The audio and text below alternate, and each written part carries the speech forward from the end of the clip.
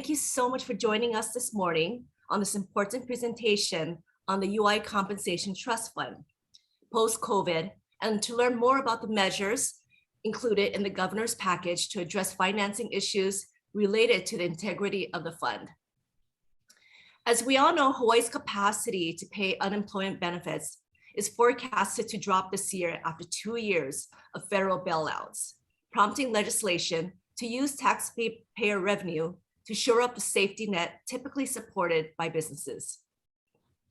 With DIR projections that the UI Trust Fund to fall to 51% by the end of this year, action is needed. We're so thankful to have our featured guest speaker with us this morning. The Director, Anne Perreira-Eustaquio, Director of Department of Labor and Industrial Relations, who will share with us more information about the legislation introduced by Governor Ige. We're also thankful to have a few of the Chamber Board members in attendance today for tuning in. Jason Higa of Zippy's, Kendra Kawai of Tarkison, Katz, Hetherington, Harrison Kenorick, and Don Takaki of Island Movers. But before we turn the discussion over to Anne, I want to go over a few housekeeping items. The webinar is being recorded and a copy of the playback video link and slideshow will be shared with all registered attendees later next week. Please submit your questions during the presentation by clicking the Q&A button on the bottom of your toolbar. And for those joining by phone, you can email your questions to Tyler Hunt at thunt@cochawaii.org. All submitted questions will be reviewed at the end of the presentation. Lastly, we would like to bring to your attention to our employment law mid-year update webinar on Friday, April 29.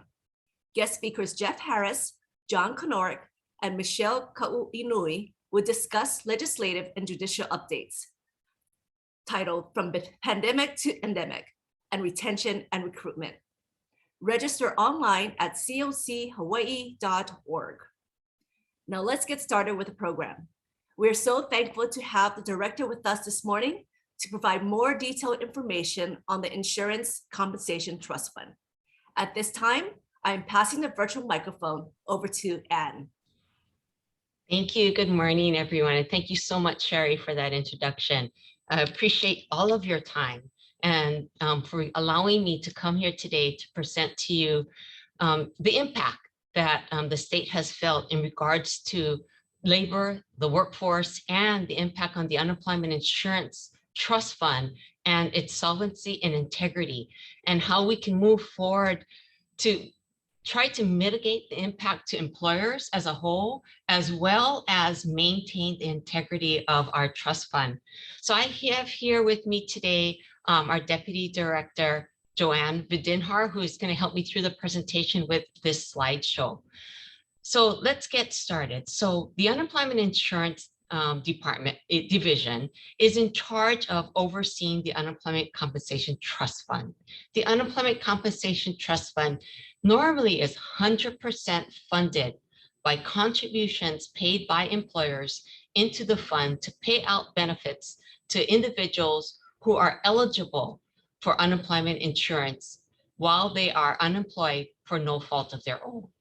And so the Department of Labor and Industrial Relations and through the Director's Office has worked on a couple of packages to be presented through the administration bill through the governor for legislators to take into consideration to help to mitigate the impact to employers in the year 2023 and moving forward.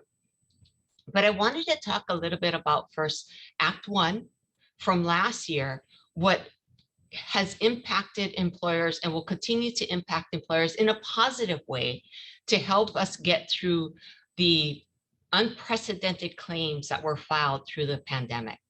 So through Act 1, there was set through the UI tax schedule as Schedule D for 2021 and 2022. Statutorily, the schedule in effect should have been H for both 2021 and 2022. But through Act 1, the legislators have helped us move forward with scheduling Schedule D for both years to mitigate the impact on employers and bring down the tax rate for employers for these 2 years. So in 2021, from going from H to D, there was a savings per employee on employers of $984.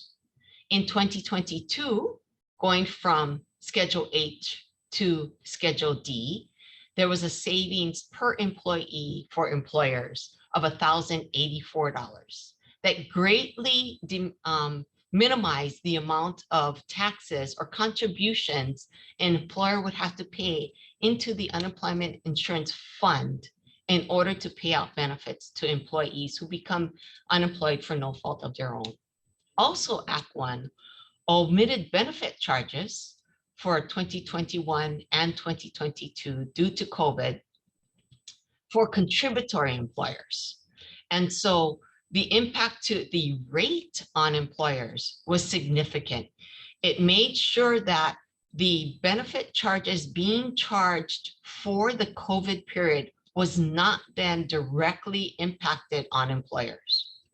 Also, in order to help nonprofit or non-contributory employers, there was a 50% relief for benefit charges, as well as 100% relief of benefit charges through the CARES Act and ARPA acts in 2021 and 2022. This is just to make you, acquainted again with the Hawaii contribution rate schedules. I know it's been over a year now where we've discussed what the rate schedules look like and what the reserve ratios look like and how it directly reflects rates that employers receive. So there are 8 rate schedules. It ranges from Schedule A to Schedule H. Because of the solvency or insolvency of the trust fund currently, statutorily, we would be on Schedule H. So we would be at the highest tax schedule. And so with the Act 1, with the passing of Act 1, we went down to Schedule D, which is a mid schedule. It's normally a schedule that where the state is at when there is not 100% solvency or adequacy of the fund, but we're getting to a point where we are 100% solvent. And so we are at D right now, which was artificially set by legislation. So I just wanted to acquaint you again with the tax schedules so you could see where we lie on the tax schedules and how many tax schedules they are and how the rates or ratios look on each of the tax schedules. So you'll see for schedules A through C, employers could receive a 0% rate.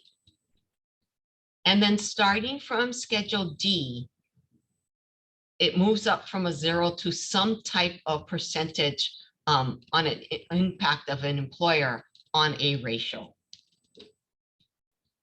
So if we move to the next screen, I want to talk about how the Unemployment Insurance Trust Fund has fared and what has been done to, boost that trust fund and mitigate that impact to employers. So through Act 9, $47 million in CARES Act funds was applied to the balance of the trust fund.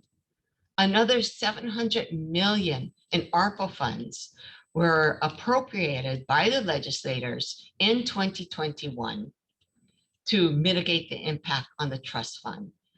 And then after the $700 million appropriation, we had done an analysis here at the Department of Labor in regards to the trust fund. We reached out to the governor and requested another $100 million in ARPA funds. We saw that if we had infused another $100 million into the trust fund prior to November of 2021, we would then alleviate what we call the FUTA tax credit reduction on employers. And so the governor was very approving of that method, and he provided us with another $100 million in ARPA funds so that employers would not be impacted by the FUTA tax credit reduction. So prior to the COVID, the balance of the trust fund was $600 million. At the end of November of 2021, the reserve fund went all the way down to 111 million. Huge impact to the trust fund.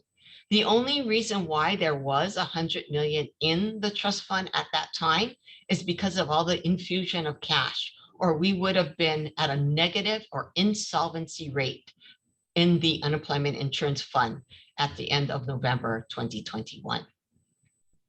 So because of all of the infusions of cash into the trust fund, we were able to eliminate the need for additional loans, or what we call Title 12 advances from US Department of Labor. We were able to pay back all of the advances through the infusion of cash into the fund. And we were also able to eliminate the federal tax credit reduction, which is a savings to employers of $21 per employee in 2022. And then there would have been additional savings in 2023. I wanted to show you what the statutory calculations on the trust fund and employers and the schedule would be if we had not impacted the trust fund in 2023. And so in 2021 and 2022, we know that our schedule would be at H, but because of legislation, it was artificially set to Schedule D, which had a significant tax savings and impact to employers. In 2023, we are trying to mitigate as well an impact to employers, but instead of artificially setting a rate, which eventually will just require the contributory employers to just go back to Schedule H again, we really wanted to do, we wanted to put in place some concrete measures to help employers and not just artificially set a schedule.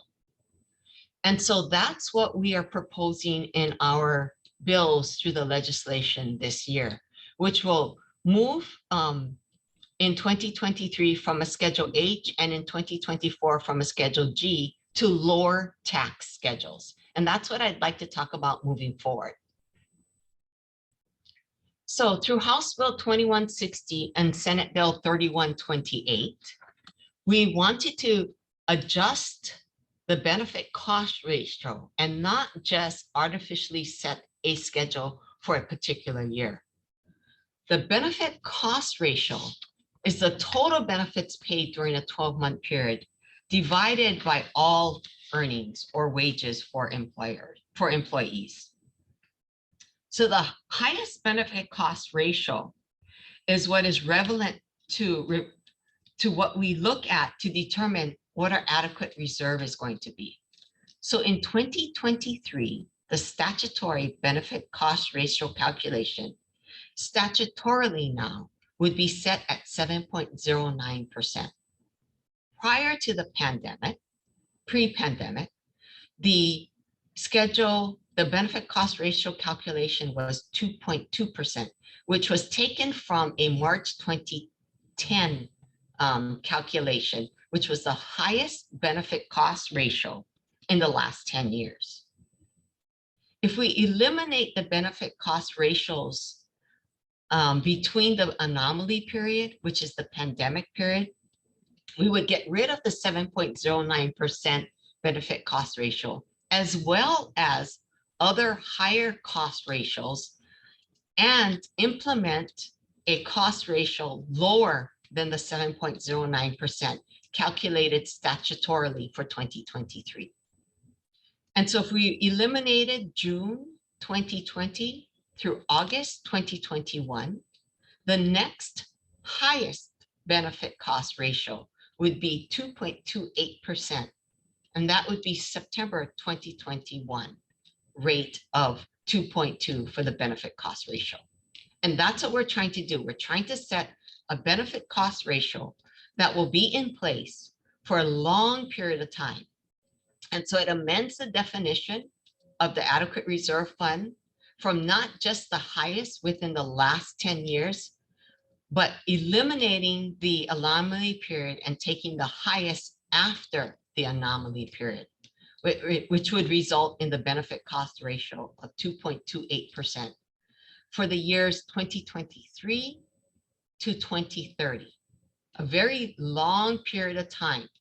Now, I can say that if there is another downturn in the economy or another incident that creates a downturn in the economy, and then again affects the benefit cost ratio after September of 2021, then we may have a higher cost ratio within the years of 2023 to 2030.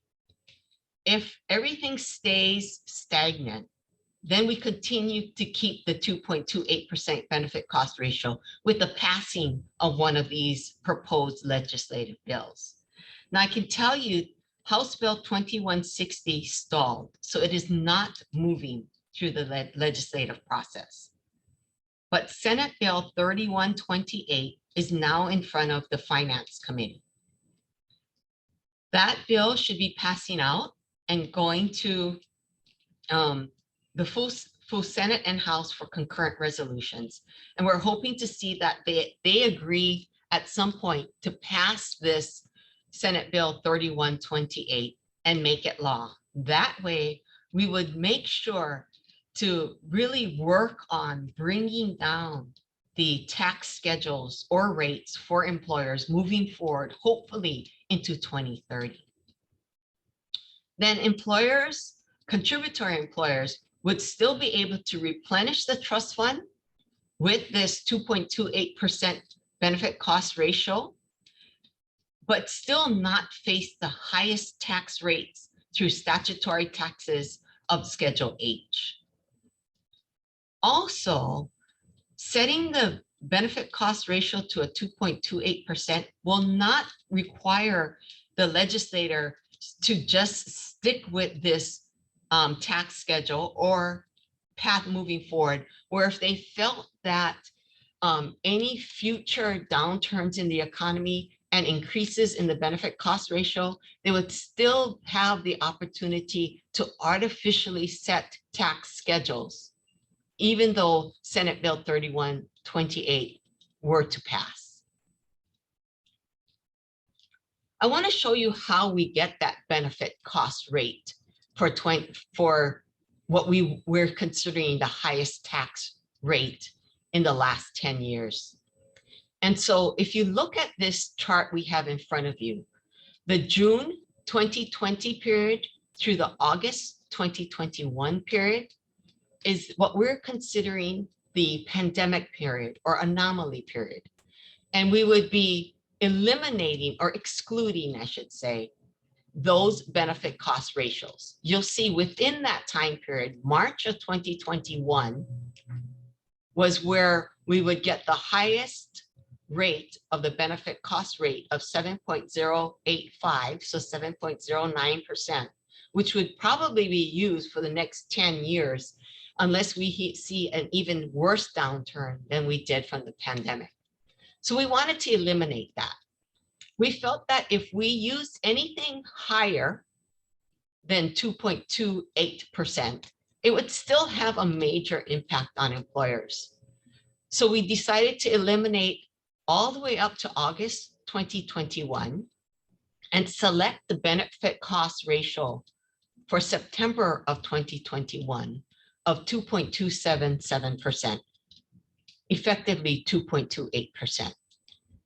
Now, we could have gone further and eliminated September as well and chosen the next benefit cost rate, which would be November of 2021, because that would be the higher of the October and November, which would have been the 1.76%. But as we had done some preliminary calculations, we wouldn't even be able to pay out benefits moving forward using that benefit cost ratio. It would have brought down the tax schedules too low for us to sufficiently pay out benefits in the economy that we're living in today. So I wanted to show you what the contribution rate schedule calculations for 2023 would look like using the statutory calculations and versus the legislation that we're trying to get passed, which is Senate Bill 3128 at this time. And so statutorily, the benefit cost ratio, like I said, would have been 7.09%. We are proposing a benefit cost ratio of 2.28% with Senate Bill 3128. The adequate reserve fund statutorily would have been $1.8 billion, which would be our adequate reserve amount. And that's what we're saying would be needed in times of very high employment, and able to pay out benefits for a 1-year period. We are proposing through Senate Bill 3128 that our adequate reserve fund balance drop to $568 million instead of the $1.8 billion of adequate funds in the trust fund. Our current reserve fund, statutorily and through Senate Bill 3128, in 2021, at the end of 2021, was $131 million. That's what was used to calculate what our benefit cost rate and our adequate reserve fund would look like if we move forward on a schedule moving forward. Currently, the balance in our trust fund is $122 million. Our current reserve divided by our adequate reserve ratio is what provides us with a rate to provide us with the methodology to determine what tax schedule the state is in at any given year. And so statutorily, a 0.7% ratio would provide us with the Schedule H statutory calculation. With Senate Bill 3128, we would get a 0.23 ratio, which would put us on Schedule G instead of Schedule H. Our tax schedules statutorily would have been H and G for 2023 and 2024. But with Senate Bill 3128, statutorily, it would be set at, because we would be changing the statute or the law, it would be for 2023 G and 2024 F. And so I estimated tax schedule savings under Act 1 in 2021 and 2022. You know, we went from H to D. In 2022, the taxable wage base was 51,600. And so our tax savings per employee for employers is $1,083.60. So essentially $1,084. Under our proposal for the tax schedules for 2023, we would have been on H, and our taxable wage base for 2023 currently is estimated to be $60,700. And so if we used if we did get past Senate Bill 3128, the schedule would be dropped to G, which would be a savings for employers of $364. Depending if we had dropped from H to F and E, so for 2024, if 3128 passes, it's estimated that we would be on Schedule F. And so that would be a savings to employers of $667 in 2024. I wanted to show you in 2023 what the distribution of reserve ratios are for employers. And so you'll see that our mid-range zero ratio employers to 0.0299% is 67% of employers are either at 0.000 or over that ratio. And so majority of employers are not going to be assessed a contribution rate over 3% in 2022. You do have a very small percentage of employers that will have a 3% or higher.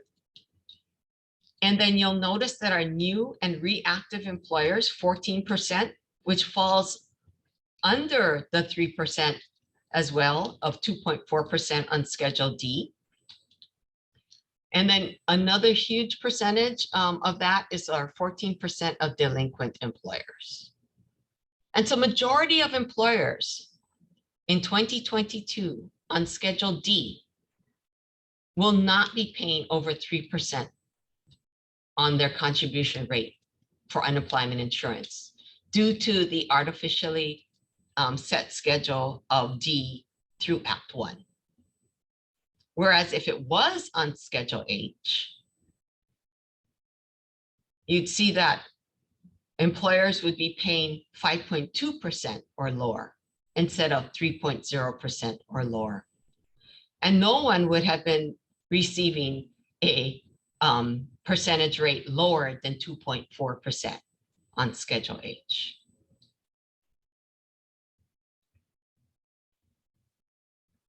And that pretty much is my presentation to get you through why we want to implement or get past Senate Bill 3128.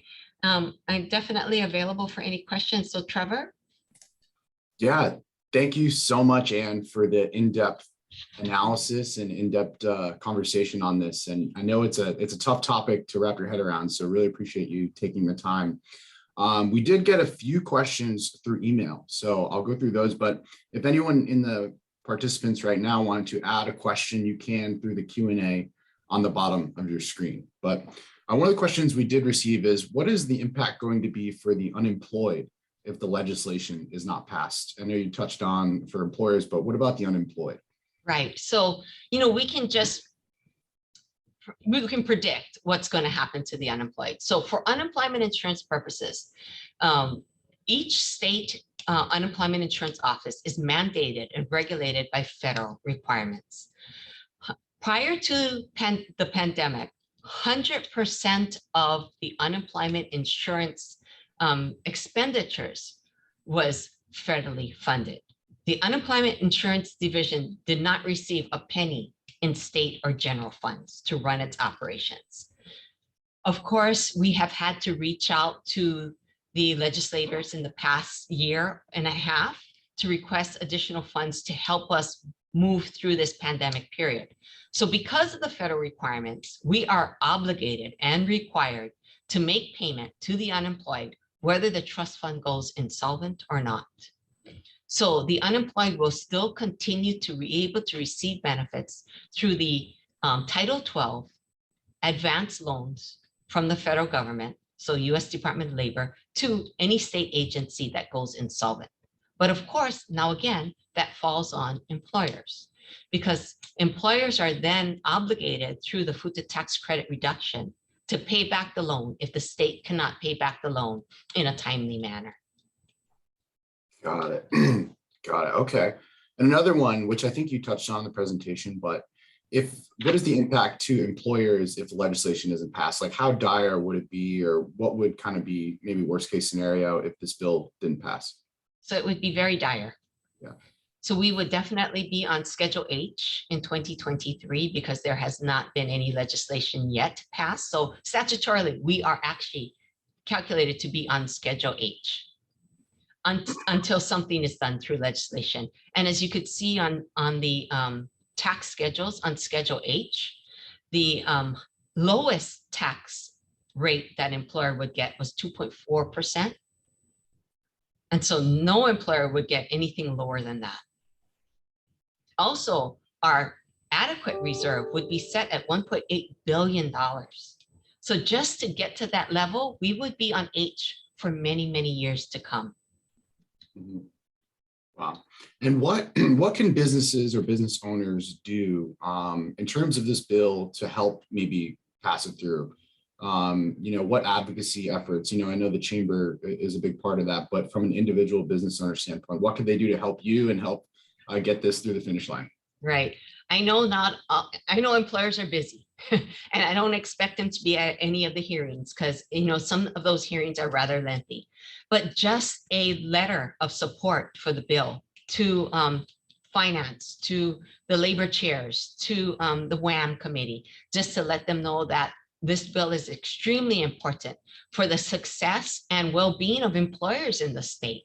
Many employers, if they are hit with such a high tax rate or contribution rate, they may not be able to survive, and so we would like the support if they feel that, this is a good legislation to get passed, support of that legislation, just reaching out, even just to their legislator in their area. Mhm. And then after this bill and this year, what else needs to be done for future years to make sure that the cost isn't going to be unbearable for employers? What are kind of the future steps after this? So with this bill, Trevor, what we're really trying to do is not just look at solving the problem for 1 year. And that's what artificially setting these tax schedules do. They just really kick the can down the road and set it just for 1 year. What we're trying to do is we're trying to balance out the solvency, the adequacy, and the impact to employers. We're trying to balance all of those statutory requirements. And so by removing the anomaly period of the BCR for 10 years, we are essentially moving out the impact to employers for 10 years, as well as still not going to a tax schedule where we're just kicking the can down the road. Mhm. We're incrementally, slowly building the reserve so that eventually, again, we're at Schedule C, like we were prior to the pandemic, and we won't have to impact the employers so significantly. Right. Well, thank you so much, Anne, for sharing the very important information with our business community and answering the questions. We greatly appreciate your time and your expertise this morning. And again, we have this saved and we're going to disperse this to the attendees that couldn't attend today. But thank you so much, attendees, for tuning in to learn more about the governor's package. And if you do want to support any legislation along with this bill, please reach out to me in the chamber office. If you want assistance on submitting testimony, writing a letter of support, or if you want me to just submit it for you, I'm happy to help to push this and any initiative forward that you're interested in. But we're all in this together, and the chamber's here to try to help in these times. But please check out our COVID-19 website as well if you haven't, at cochawaii.org for resources. And feel free to contact our team on assistance with anything else. But follow us too on Facebook and Instagram for ways to support your fellow business and others. And mahalo again for sharing this morning. We look forward to seeing you all in person soon. And thank you again, Anne, for logging on and being part of this. So thanks again. And you all have a great day. Thank you again, Trevor. Have a great day.